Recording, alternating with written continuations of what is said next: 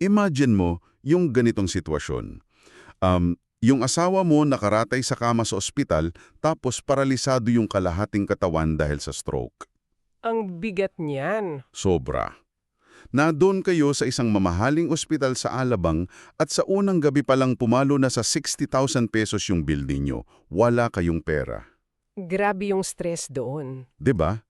Sa sobrang desperasyon mo, nanghihiram ka na ng 40 pesos sa isang kaibigan para lang may pamasahe ka sa tricycle pabalik-balik. Para lang makasurvive sa araw na iyon. Oo. Ngayon, kung ikaw ang nasa ganitong sitwasyon, malamang luluhod ka at magmamakaawa sa langit para sa isang himala. Siyempre, yun ang natural na reaksyon nating lahat. Pero paano kung yung mismong sinusundan mong espiritual na gabay, sabihin sa iyo na, nagiging lantanggulay yung asawa mo dahil sa mga masasakit niyang salita laban sa akin, pinapabayaan na siya ng Diyos. Wait, ang bigat nun, parang sinisisi pa yung asawa. Exactly. At ang mas matindi pa dyan, paano kung maniwala ka rito ng buong puso at sabihin mo, ito pa yung nagligtas sa iyo? Isang napakabigat na senaryo niyan. At ang pinaka-nakakagulat diyan ay hindi ito isang katang-isip lang. Totoong buhay ito ng isang babaeng nangangalang Rose. Totoong tao ito. Oo, iyan ang eksaktong sitwasyon na hinarap niya na nakadokumento doon sa mga materyales na pag-uusapan natin ngayon. Kaya ganyan kabigat ang papasukin natin ngayon. Maligayang pagdating sa ating malalimang pagsusuri. Salamat sa pagsama sa amin. May hawak tayong mga napaka-personal na dokumento. Mga pahayag ng pananampalataya, mga isinulat na inaaking mensahe mula sa itaas, at isang mahabang paglalahad ng kwento mula kay Rose tungkol sa kanyang debosyon sa isang lalaking nangangalang Narciso Olo. O mas kilala ng mga tagasunod niya bilang Sir Nars. Tama. Grabe itong mga dokumentong binabasa natin. Makikita mo rito yung isang buong ecosystem ng paniniwala, ano? Ecosystem talaga yung tamang salita dyan. Kasi hindi lang ito basta tungkol sa mga himala o panaginip na nagkakatotoo. Isang detalyadong pagtingin ito kung paano gumagalaw yung isip ng isang tao kapag ang pananampalataya niya ay nakabangga ng isang napakatinding trahedya sa pamilya. At para malinaw sa iyo na nakikinig sa atin ngayon, wala tayong pinapanigan dito. Oo, mahalagang linawin yan. Hindi tayo nandito para humusga kung sino ang tama o mali, kung ito ba ay tunay na himala o hindi. Ang misyon natin sa usapang ito ay unawain ang mismong mekanismo ng paniniwalang ito. Kung paano ba ito gumagana sa utak ng isang tao. Correct. Bakit ito napakalakas sumawak sa buhay ng isang miyembrong tulad ni Rose? At ano ang nagiging epekto nito kapag ang isang bubong ay pinagsasaluhanang ng dalawang taong may magkasalungat na paniniwala? Okay, himayin natin ito. Game. Saan tayo mag-umpisa? Bago natin pag-usapan yung mga pangitian at yung pagkaparalisa ng asawa ni Rose, kailangan muna nating unawain kung sino ba itong si Sir Nars batay sa kanyang sariling salita. Oo, kung babasahin natin yung dokumento niya mula noong Hulyo 2005, makikita natin na mayroon siyang matinding pagtatanggol sa kanyang sarili. Ano yung main argument niya doon? Iginihihit niya na hindi daw siya isang false prophet o huwad na propeta. Inuunahan na niya yung mga kritiko niya. Oo, at ang rason niya ay napakasimple pero malalim. Kailanman ay hindi raw niya kinilala ang sarili niya bilang isang propeta. Teka, kung hindi siya propeta, ano ang tawag niya sa sarili niya? Nang tanungin daw niya yung tinig na kumakausap sa kanya kung ano ang titulo niya, ang sagot ng boses ay, ang tawag ko sa iyo ay calling. Isang calling. Pansinin mo yun, hindi siya gumamit ng noun o pangalan na parang titulo tulad ng ang sugo o ang Mesiyas. Oo nga no, ginawa niyang action. Isang pandiwa, di ba? Parang act of being called. Dahil doon, naihiwalay niya yung pagkatao niya sa mensahe. Siya raw ay isang ordinaryong tao lang na nagsisilbing kasangkapan. Parang, isang mikropono o telepono lang. Exactly. Kung may masamang balita kang narinig sa telepono, hindi mo naman aawayin yung telepono, di ba? Oo nga, tagapasa lang kumbaga. Bukod pa rito, ginagamit niya yung posisyong ito para atakihin yung mga tradisyonal na relihiyon. Paano niya inaatake? Tinatawag niya silang mga negosyo na ginagamit lang daw ang pangalan ng Diyos para mangolekta ng donasyon. Yung tipikal na anti-establishment na pananaw. Oo, ipinagmamalaki niya na siya, hindi daw siya nanghihingi ng pera, hindi nagpapatayo ng malalaking simbahan, at hindi nagpapasilbi sa mga miyembro. Naisip ko tuloy, parang inilalagay na yung sarili niya sa posisyon ng isang freelance consultant kumpara sa isang full-time CEO ng isang mega church. Ang ganda ng analogy na yon. Kasi isipin mo, kapag may malaking kumpanya o simbahan, kailangan mo ng headquarters, kailangan mo ng pondo pampasweldo, kailangan ng membership fees o ikapo, di ba? Totoo iyan, ang laki ng maintenance. Pero etong si Sir Nars, bilang isang calling, wala siyang overhead costs, wala siyang kailangang pondohan. Pero teka, haharangin ko muna yung puntong ito. Sige, ano yon? Bakit kaya napakahalaga para sa kanya na itakwil ang anumang opisyal na titulo? Sa dulo ng araw, nagbababa ka pa rin ng mensahe mula sa langit, hindi ba pareho lang din iyon ang ginagawa ng isang propeta? Mabendang tanong yan. Kapag inalis mo kasi yung titulo at yung istruktura ng relihiyon, tinatanggal mo rin yung lahat ng bagahe na kasama nito. Lalo na yung issue sa pera at kapangyarihan. Correct. Napakalakas ng hatak niyan sa kultura natin kung saan maraming tao yung pagod na o nadismaya sa mga issue ng korupsyon sa loob ng mga institusyon pangrelihiyon. So parang naging breath of fresh air siya para sa kanila. Oo, sa pamamagitan niyang pagiging isang calling na walang hinihinging pera, binibigyan ni Sir Nars yung mga tagasunod niya ng patiramdam na ang natatanggap nila ay dalisay. Pure, kumbaga. Pure, walang hidden charges, walang middleman. Isang direkta at walang bahid na linya patungo sa Diyos. Dito nagiging mas kawili-wili ang lahat. Kasi kung iisipin mo, lahat ng bagay may kapalit, di ba? Walang libre sa mundo. Oo, kaya kung walang simbahan na pupuntahan at walang sobre ng donasyon na ipapasa-pasa, ano yung currency o pambayad na hinihingi ng sistemang ito? Dito na pumapasok yung pangunahing doktrina nila na paulit-ulit na binanggit doon sa mga mensahe mula noong 2013 at sa mga video ni Rose. Ano daw hinihingi? 3 bagay lang daw ang hinihingi ng Diyos, ang tinatawag nilang the 3 Ps. The 3 Ps. Ano-ano yon? Pagsisisi, pagbabago at lubos na paniniwala. Pagsisisi, pagbabago, paniniwala. At ang pinakamabigat dyan ay yung pangatlo, yung lubos na paniniwala. Sa isang particular na mensahe noong December 2016, tahasang sinabi na nasusuklam daw ang Diyos sa paniniwalang may kapalit. Yung tinatawag nating transactional faith. Exactly. Ayaw daw niya sa mga taong naniniwala lang kapag maganda ang buhay o kapag nasusunod yung mga hinihiling nila.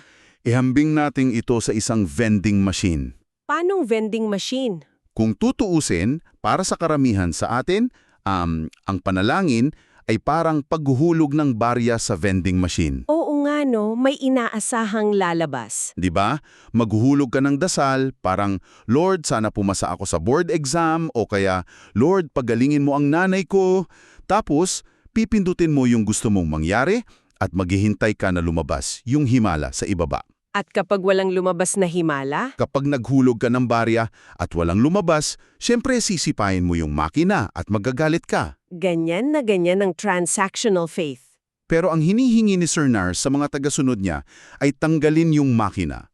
Wala nang makina. Tanggalin ang expectations. Oo, pero paano mo masusukat na lubos ang paniniwala kung hindi ka pwedeng umasa sa anumang positibong resulta? Sa pag-alis kasi ng kondisyon, pumapasok yung tinatawag sa psikolohiya na absolute surrender. O ganap na pagpapasakop. Tama. Ito yung nagpoprotekta sa paniniwala laban sa mga pagkabigo sa buhay. Paano niya napoprotektahan? Ibig sabihin nito, kung naghulog ka ng panalangin mo at biglang gumuho yung mundo mo, natanggal ka sa trabaho, nasunugan ka, o nagkasakit ng malubha yung asawa mo, itinuturo sa iyo ng doktrinang ito na hindi mo pwedeng sisihin ang Diyos. Kasi nga, hindi nakabase sa premyo yung relasyon ninyo. Correct, ang tunay mong halaga ay nakikita kung gaano ka katatag, sumunod kahit literal na sinusunog na yung paligid mo. Napakabigat na pasanin yan sa isip ng isang tao. At madaling sabihin yung absolute surrender sa teorya, kapag nakaupo ka lang at maayos ang araw mo. Oo, kapag walang problema. Pero paano kung totoo nang sunusubok yung buhay mo? Dahil iyan mismo ang nagdala sa atin doon sa ikalawang bahagi ng pinag-aaralan natin. Yung kwento ni Rose. Kwento ni Rose at ng asawa niyang hindi naniniwala. Dito natin makikita kung gaano katundi ang labanan ng vending machine faith at nung absolute surrender sa loob mismo ng iisang bahay. Ang sitwasyon ni Rose mula 2017 hanggang 2022 ay isang perpektong halimbawa ng isang divided household. Araw-araw, 5 taon, may tension sa bahay nila. Galit na galit yung asawa ni Rose dahil sa kanyang walang kamatayang pagbabahagi ng mga mensahe ni Sir Nars. Umabot pa nga sa puntong pinagbawalan siyang makipag-usap kay Sir Nars, di ba? At inutusang i-block ito sa telepono. Oo, patuloy na nagbibitaw ng mga masasakit na salita yung asawa laban sa paniniwala niya. Tapos, dumating yung Hulyo 19. Paglising ng asawa niya, manhid na ang buong kalahating katawan. Hindi makagalaw. Dinala nila agad sa Asian Hospital sa Alabang at doon na diagnose ng mild stroke. I-pause natin dito at tingnan natin ang bigat ng dinadala ni Rose. Pumasok siya sa ospital, bungad agad sa kanya ay 60,000 pesos na bill para sa isang araw lang. Ang sakit sa ulo niyan, lalo na kung wala kang pera. Nangutang siya kung kani-kanino, humiram ng 40 pesos kay Jonah, yung kaibigan niya, para lang sa tricycle. Tapos, sa kalagitnaan pa ito ng pandemya, ha? Ayaw nilang magpa-swab test dahil sa takot sa quarantine protocols at lalong paglaki ng gastos. Kaya nagdesisyon silang itakas yung asawa niya papuntang Dagupan. Ang inilalarawan ni Rose sa yugtong ito ay purong desperasyon at pagod. Isipin mo yung biyahe na iyon patungong Dagupan. At hindi patapos ang kalbaryo niya doon. Oo, madaling araw, wala pa siyang tulong at hindi pa kumakain. Inutusan siya ng mga doktor sa Dagupan na bumili ng isang particular na blood tube. Ang problema, sa Nazareth Hospital lang daw ito mabibili na malayo sa kanila. Sumakay siya ng jeep, nakatulog sa pagod sa biyahe, at nagising na lang ng malapit na. At para kay Rose, ang bawat maliliit na detalye ng pag-survive sa araw-araw ay paggabay daw ni Jesus, hindi ba? Oo, yun yung pananaw niya sa bawat nangyayari. Pero dito ako medyo naguguluhan eh. Bilang isang taong nasa labas ng paniniwalang yun, paano hindi bumibigay ang utak ni Rose? Dito napapasok yung sikolohiya ng sitnosyon. Dito kasi pumapasok yung tinatawag nating cognitive dissonance. Isipin mo, nag-alay ka ng napakatinding depusyon kay Sir Nars. Pinagtanggol mo siya sa asawa mo ng 5 taon. Oo, Ang kapalit sa iyo ay uutang ka ng 40 pesos habang ang asawa mo ay paralisado at nanganganga sa kama ng ospital. ang tindi ng contrast noon, di ba? Kung ordinaryong tao ako, baka sabihin ko sa sarili ko, mali yata itong pinasukan ko. Bakit ganito ang buhay ko kung totoo itong sinusundan ko? Bakit hindi gumuho yung pananampalataya ni Rose kundi lalo pang tumibay? Diyan nagiging makapangyarihan yung mga inaangking pangitain. Paanong makapangyarihan? Hindi lang kasi ito basta pagdurusa na walang direksyon. Sa isip ni Rose, may ibinigay na framework o balangkas si Sir Nars para unawain itong pagdurusa na ito. Yung para mag-make sense yung nangyayari. May idinagdag siyang panaginip noong pang-Mayo bago mag-birthday yung anak niya, na panaginipan daw niya na kinagat ng berding ahas yung anak niya sa loob ng bahay ng isang pastora. Yung birthday party kung saan nagkaroon ng gulo. Oo, dumating daw yung pastora, pero nang makita sa video call na kausap nila Rose si Sir Nars, biglang natakot yung pastora. Tumakbo palabas ng bahay at nag-umpisa ng matinding intriga at salita. Eksakto, ang panaginip na iyon tungkol sa ahas ay naiugnay ni Rose sa pag-atake at panganib mula doon sa mga taong kumukwestiyon sa kanila. Parang premonition, ha? Oo, pero ang pinakaangkla talaga ng kanyang paniniwala ay yung pangitin mismo ni Sir Nars noong Hulyo 20, 2022. Ito yung habang nasa kalagitnaan ng gulo ang pamilya ni Rose sa ospital, tama? Nakatanggap si Rose ng mensahe mula kay Sir Nars na nagsasabing nakita daw niya sa isang pangitin yung asawa ni Rose. Ano daw yun nakita? Isang lalaking nakasuot ng kulay dark gray, nakalawit yung ulo sa kama, at umuubo ng umuubo. Ang specific ng detalye, no? Nakita rin daw sa pangitin yung maraming malalaking bag at yung paglipat nila sa isang terminal ng bus. At doon sa pangitiing iyon, binitawan yung sumpa.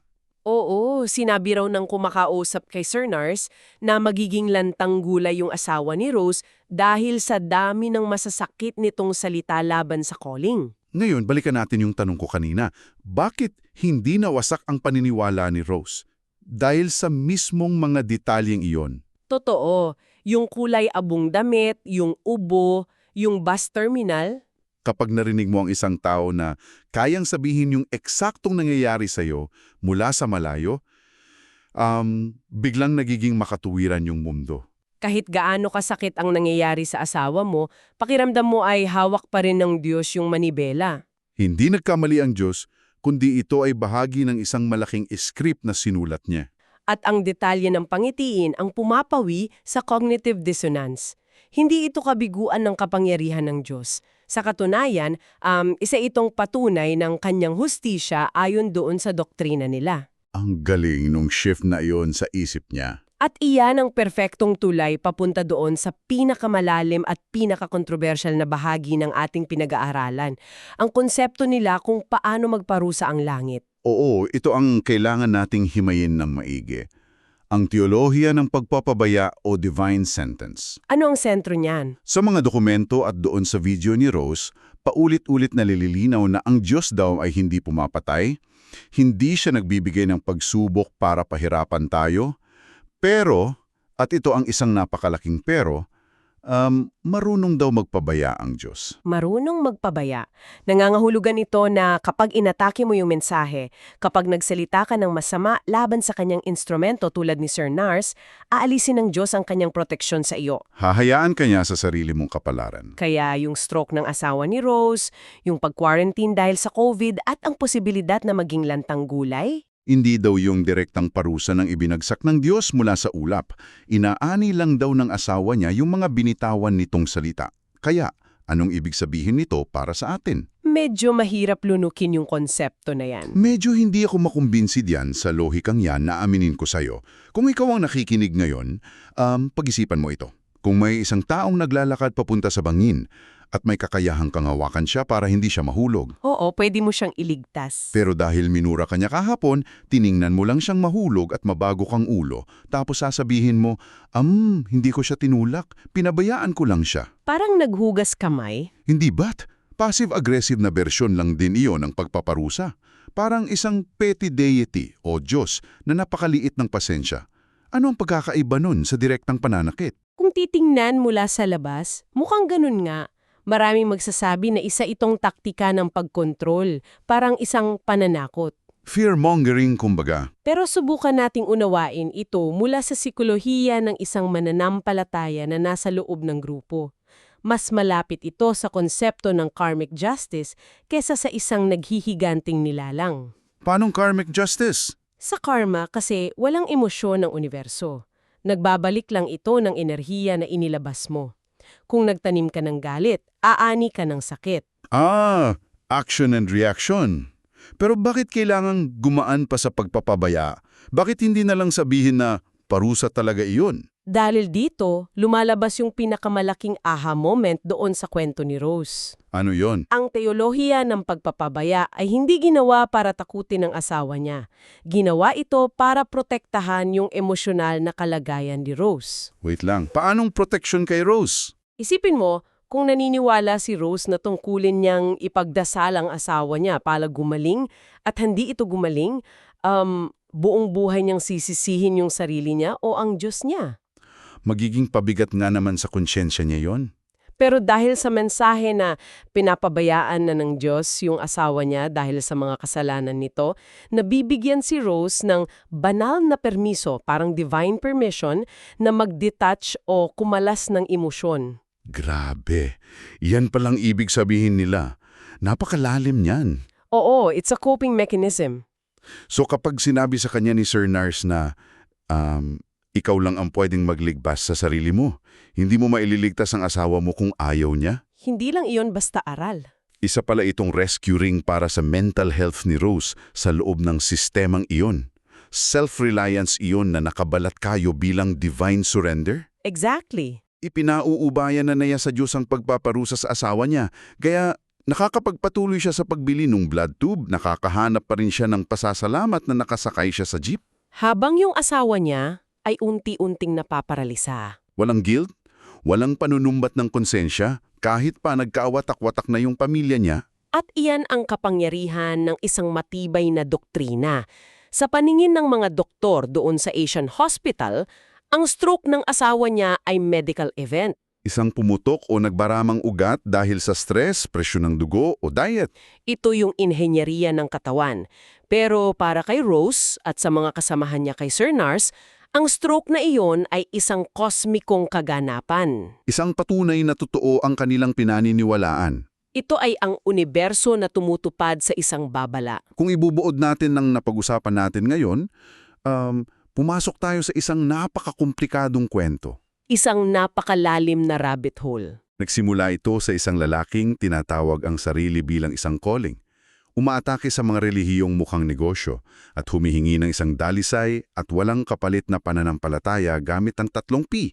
Pagsisisi, pagbabago, pananiwala. At nakita natin ang buong puwersa ng teolohiyang yon nang tumama ito sa buhay ni Rose at ng asawa niyang nagka-stroke. Nakita natin kung paano naging sandata yung mga detalyadong panghihina para wasakin ang pagdududa. At kung paano naging kalasag yung konsepto ng pagpapabayaan ng Diyos para hindi mabaliw si Rose sa bigat ng sitwasyon. Ipinapakita nito na minsan, hindi tayo naghahanap ng pananampalataya para lang makapuha ng himala. Minsan, naghahanap tayo ng pananampalataya para mabigyan ng kahurugan yung mga trahedyang wala tayong kontrol. At bago tayo maghiwalay, gusto naming mag-iwan ng isang katanungan para sa iyo na nakikinig. Kung nakita natin kay Rose na ang kanyang paniniwala ang mismong nagbibigay ng huges at paliwanag sa mga trahedya sa kanyang buhay, tingnan mo ngayon ang sarili mong karanasan.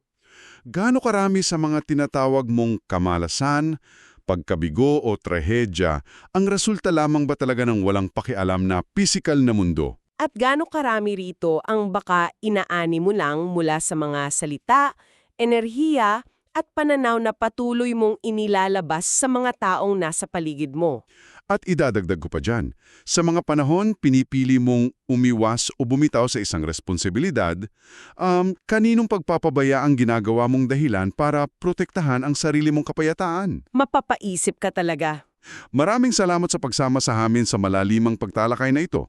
Patuloy lang na magtanong, mag-usisa at unawain ang iba't ibang pananaw sa mundong ginagalawan natin. Hanggang sa muli.